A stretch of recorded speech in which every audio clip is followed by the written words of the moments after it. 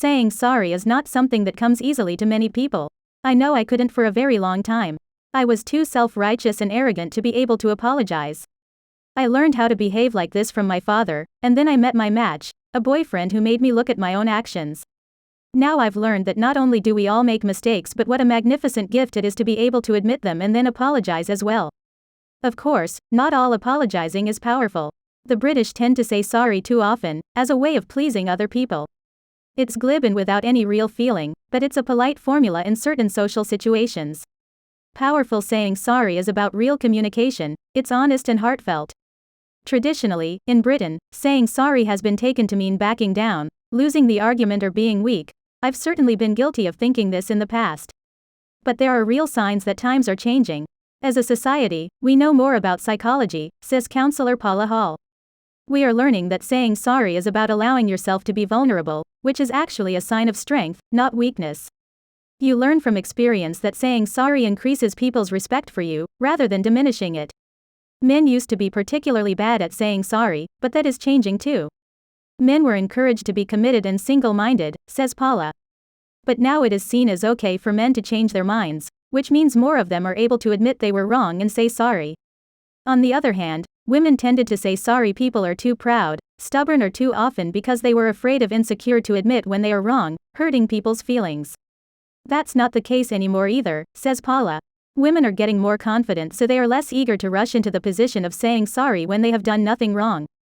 When it comes to apologizing, the balance of power is also changing between parents and children too. In the past, saying sorry was the one-way street. Children said sorry and parents did not.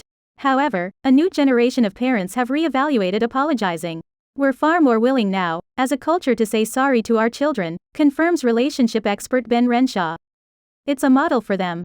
I certainly apologize to my son. For instance, when I am too angry with him over something which doesn't merit such an outburst, I say sorry. I hope that I'm preparing the terrain for him to be able to admit his mistakes more readily than I ever did.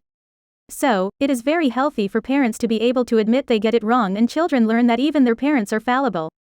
Yet some situations saying sorry, as Elton John pointed out, seems to be the hardest word.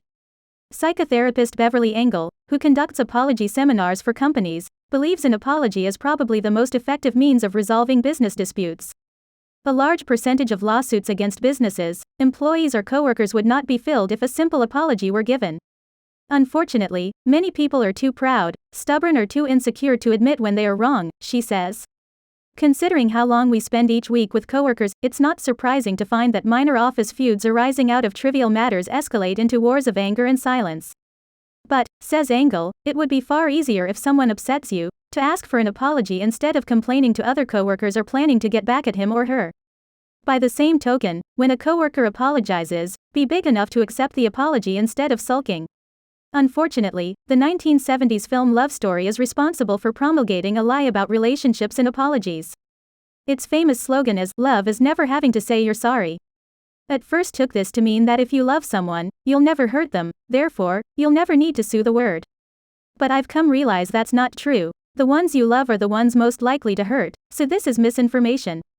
Love is enabling a loving relationship to survive, is all about being able to say sorry.